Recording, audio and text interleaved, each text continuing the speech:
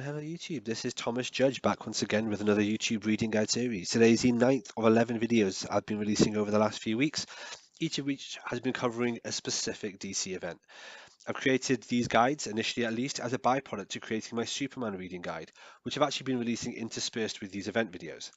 To create the Superman guide, I had to read almost 1700 Superman single issues. That was 20 years worth of Superman comics, and that meant I also read a lot of tie-ins with a lot of DC events. Using that knowledge, I've decided to make these infographic maps, which are the internet's most detailed reading maps for DC events. Whilst the Superman reading guide is actually a Google sheet, which you can download from my website, these are infinitely scalable infographic visuals, as in maps, that you can view for free on my website. This playlist is going to contain every single DC event video in chronological order, taking it up to 11 videos, at least to start with. If you're interested in the Superman stuff as well, but you haven't come across the Superman playlist, but you came across this, don't worry. The YouTube playlist for the Superman guide includes the DC event videos and is also on my channel. Quick bit of housekeeping before we dive in. This is the key that you need to be aware of in terms of how the maps work. I always read every single issue in every single event that I review myself personally, because reading guides out there online cannot be trusted by people that just don't read the comics. So I've read them and I've categorized the issues into three types. Green is essential, which basically means issues that contain key criterion, key bullet points that you have to read to understand the event. Orange or amber are related issues which are impacted by the event but aren't essential to read. And red are token issues, which often don't have anything to do with the event or are only related to it in the slightest possible way. Often the big thing there is they just have branding on the cover more than anything else. Speaking of which, if something is branded, it has a solid box around it. If something is not branded, it has a dotted box around it. And with that key out of the way, let's move on to here. This is the infographic for Joker's Last Laugh. It is zoomed out, don't worry, we're going to be zooming in loads. This particular map covers all 32 branded issues for Joker's Last Laugh. But before I zoom in and start showing you around it, I'll just give you a quick overview as to what Joker's Last Laugh actually is. So, Joker's Last Laugh is a 2001 universe-wide DC event, and it's focused on and centered around a six-issue miniseries written by Chuck Dixon and Scott Beatty. Now, it focuses on the Joker's latest scheme, in which, whilst locked up in the Slab Penitentiary, he gets diagnosed and gets told that he is suffering from a terminal brain tumor. As a result, he becomes determined to go out with a bang. The story, as a result, is predictably wild, with Jokerizing rain and prison riots and all sorts of wild stuff. It even culminates with an Earth-destroying supermassive black hole and all this other weird, wild stuff going on, as one might expect from the Joker. So, with that in mind, let's have a look at all these issues. So, as you can see on the left, we've got all the green issues, which are essential. There's quite a lot of related issues, and the more you go to the right, the more you have token issues, which you can ignore.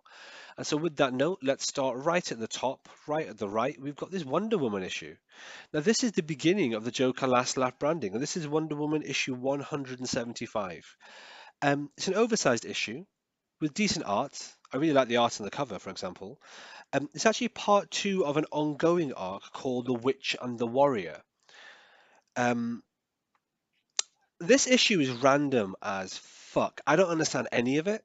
It's really confusing. For example, Lex Luthor appears to be in it, but he appears to have been turned into a giant spider centaur. It has the Joker in it, but he's got devil horns for some reason. The whole thing seems totally unrelated to Joker's Last Laugh. In fact, I only found one hint, which was a passing reference to the Joker getting some magic hair. Long story, and I'm not going to go into it. But essentially, that implies it's set before the event of Joker's Last Laugh issue 1. But seriously, there is absolutely zero reason to read this unless you're a completionist. Okay, well, with that out of the way, let's zoom over to the left. And the first thing that I would actually recommend you read here isn't Joker's Last Laugh issue 1. It's actually, I'd recommend you read Joker Last Laugh Secret Files and Origins. As you can see, this is in green. It's an essential issue to read, and it actually ends by saying to be continued in Joker's Last Laugh 1. So, yeah, definitely check that out. There we go. Just lining up the boxes here. As you can see, I can edit these images on the fly, which is nice because it means if there's anything I want to adjust or any improvements I can make, please let me know and I can do that. Anyway, after Joker's Last Laugh Secret Files and Origins, we have Joker Last Laugh issue 1. This is essential, of course, but before we move on to issue 2, let's have a look at some of the related issues we have here. So what we have here is Azrael, Agent of the Bat, issue 83. That's a related issue. And then here on the left, we have Young Justice, issue 38. Also a related issue. To be honest, the Young Justice one is mainly focused on the after effects of Our World at War, which only happened 2 months previously in publishing continuity. But there we are. I'm also going to point out that this is roughly where I've stuck this issue. This is Orion, issue 19, is branded Joker's Last Laugh. It ends by saying to be continued in Orion issue 20, and frankly, it's a really random parallel story that's hard to pin down relative to Joker's Last Laugh, either issues 1 or 2. I'm calling it token. I think it goes here. Please feel free to ignore it. It's just not worth your time. Okay, then we get into Joker's Last Laugh issue 2, which we can see here. There we go. After that, there's actually another essential issue, which is Birds of Prey. I'd strongly recommend reading Birds of Prey issue 36. Now, this contains a recap of the riot at the Slab Penitentiary and ends with To Be Continued in Joker's Last Laugh issue 3. But I wouldn't read that next. What I would read after Birds of Prey is actually Nightwing 62. This contains another recap of the riot at the Slab and ends with To Be Continued in Joker's Last Laugh issue 3. Again, something I just want to point out here before we start looking at some of the related issues or token issues is Joker's Last Laugh issue 2 does say to be continued in Joker's Last Laugh issue 3. And it also makes reference to the events of Nightwing 63, but that's a typo. What it means is the events of Nightwing 62, which is this issue here. Okay, let's zoom out a little bit. And what we have is these 3 issues here. Now, I can see that these actually need to be updated. These are actually all token issues. I'm just going to quickly toggle through them here. I built the map earlier today, so I haven't had a chance to review it yet. So I will just do that while I speak to everyone. On that note, the things to keep in mind here is that these 3 issues are all related and therefore don't have to be read unless you are specifically a massive fan of the characters involved. Let's talk about them one after another. We've got Impulse, issue 79. This is a token issue, that's why I'm turning it to red. We then have Batman Gotham Knights issue 22. I really like the cover, but it's very much a token issue. And then we have Batgirl issue 21, also a token issue. Now, most lists put this after Joker's Last Laugh 3, but due to various things in the reading, trust me, this actually comes before it. Okay. A little bit embarrassing, I have to edit this on the fly, but at least it shows I can do it.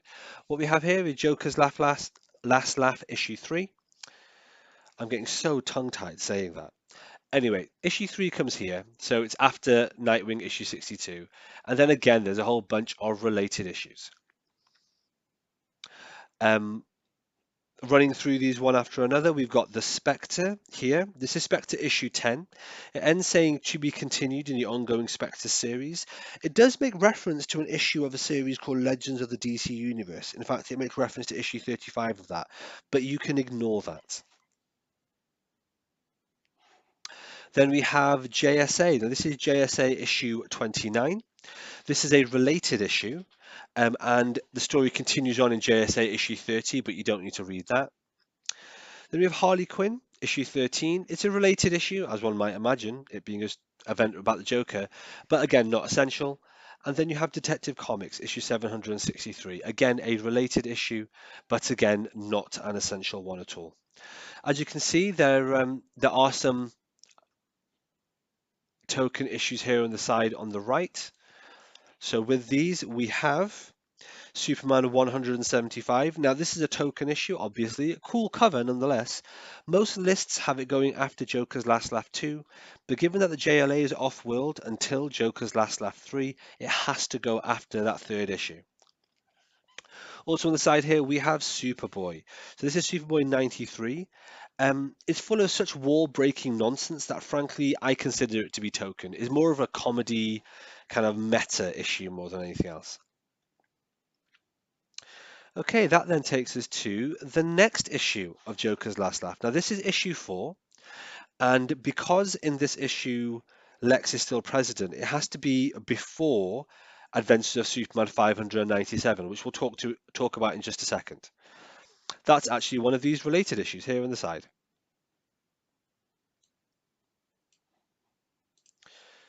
So, there we go. So, looking at these are all related issues. You can read them. They do add a little bit to the storyline, but they're not essential. Let's take them one at a time. We've got Superman Action Comics. That's Action Comics 784. This is an excellent issue. It has many callbacks to the Emperor Joker storyline, and the loss of Batman's memories, which I reference here, serves as a really interesting bit of foreshadowing to Identity Crisis. So this issue is definitely set between Joker's Last Laugh 4 and 5, as it has Jokerizing Rain, but no antitoxin. Now, the reason I point that out is many lists put it after Joker's Last Laugh 5, which is not correct. Next, we have Superman Man of Steel 119, which is definitely a related issue. We then have Adventures of Superman 597, which has to go after Joker's Last Laugh issue 4. Most lists put it before that, but it can't be before that because, as I mentioned before, Lex and his relationship to the presidency. This issue actually ends with Pete as president, ordering, well, minor spoiler, ordering the Joker to be killed. Minor spoiler, he doesn't get killed, but of course we know that. Um, Flash 179 is a related issue. Supergirl 63 is a related issue and ends by saying to be continued in the ongoing Supergirl series. Not that you especially need to do that. And then we have Green Lantern issue 143, which is also a related issue and can also be continued in the ongoing Green Lantern series. Okay, that takes us near the end. What we have here is Joker's Last Laugh. Where it says Acid Rain, this is Joker Last Laugh issue 5. It's essential. And it says at the end of it to be continued in issue 6. This is the debut of the antitoxin to the Jokerizing virus. But before we go further down to the essential issues, let's have a look at 3 related issues we have here. We have Titans, which is Titans number 34. That's related. We have JLA. This is JLA 59. That's related. This issue has to be read before the Robin issue we're going to talk about, as Batman's geographic location in this issue is the Antarctic. So trust me, this is when to read it. I'd also recommend reading it before Batman 596, which is the one on the right, because in that issue, Bruce is back in Gotham. So really, do you know what? Let me drag that one down. If I do this and I drag that down and I do this and I drag that down. This is what I'm talking about when I say that we can do live edits here on the map if we need to. So that's the way that I would look at this. All right, that takes us to the very last 2 essential issues, which is these 2 here. We have Robin, issue 95. This is an essential issue. It's actually a really good issue as well. But a lot of the events here happen in parallel with the events of Joker's Last Laugh issue 6, which you can see here. Okay, there we have it. Sorry for the slightly rushed pace of this. I've been trying to make sure I get these videos out every single day, so one a day, and it's just been a bit busy here. But as you can see, I am able to make edits on the fly if I need to. So if anyone does have any feedback on this map, any of the other maps, please do say. If you want to peruse them, they're available on the website. And you can just click on them and then zoom in and zoom around infinitely and do what you want. And of course, as usual, if you want a written guide for this, and frankly, a written guide for the events is only useful in conjunction with the maps, but written guide is available. And well, I'll talk about that now. And there we have it. In case you're interested in knowing where these resources are, so the guides, the maps, and so on, they're all available on my website. They're all available for free. You can go into the website, which is nogodsorkings.com, and download the Google Sheet for the Superman reading order, or you can go on the website and look at these reading maps for all the various DC events and a whole bunch of other things I've got on there to your heart's desire. If, however, you are interested in a written version of this guide, then it is available on Amazon. I've recently just self-published it. It is the cheapest possible tier you can get on Amazon.